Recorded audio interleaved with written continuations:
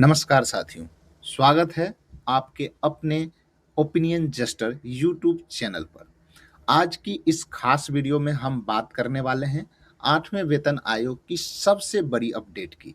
कौन-कौन सी मांगें सरकार के सामने रखी गई है, 1 दिसंबर के विंटर सेशन 2025 में क्या कोई बड़ा फैसला होने वाला है और क्या कर्मचारी, पेंशनर्स और डिफेंस पर्सनल के लिए राहत की उम्मीद बन रही है? दोस्तों, आज की जानकारी हर सेंट्रल गवर्नमेंट एम्प्लॉय के लिए बेहद महत्वपूर्ण है।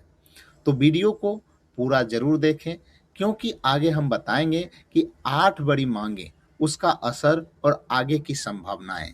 Confederation of central government employees and workers की ओर से एक नया सर्कुलर जारी हुआ है जिसमें कई महत्वपूर्ण मांगें रखी गई है।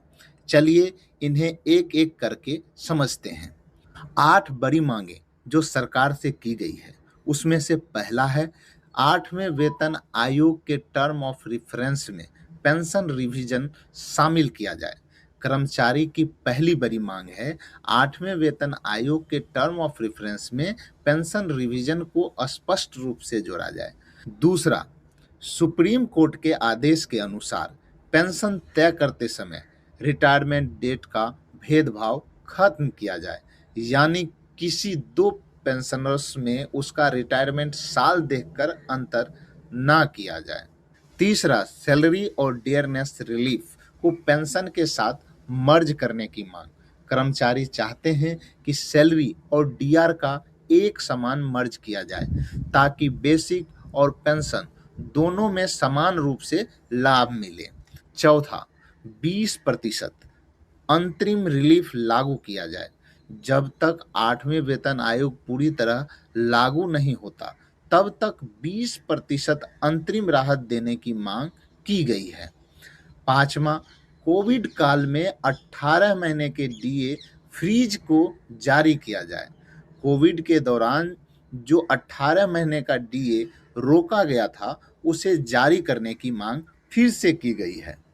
छठा, पेंशन कम्यूटेशन रिकवरी अवधि 15 साल से घटाकर 11 साल की जाए, चाहे कर्मचारी सिविलियन हो, डिफेंस, रेलवे या पोस्टल, सभी के लिए रिकवरी 15 साल की जगह 11 साल किया जाए।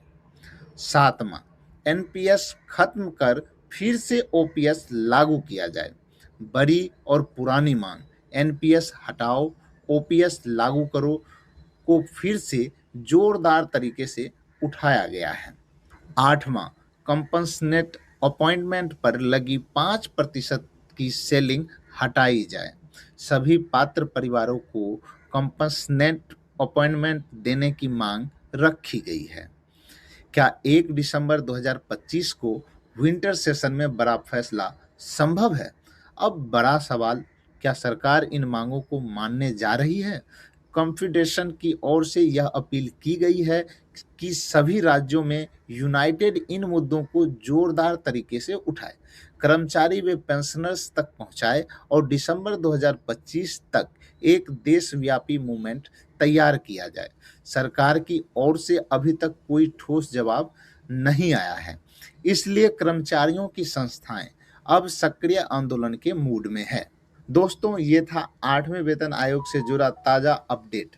अगर आप ऐसे ही अपडेट, सर्कुलर और गवर्नमेंट के महत्वपूर्ण आदेश चाहते हैं तो वीडियो को लाइक करें, शेयर करें, चैनल्स को सब्सक्राइब करें। फिर मिलेंगे एक और नई जानकारी के साथ। धन्यवाद।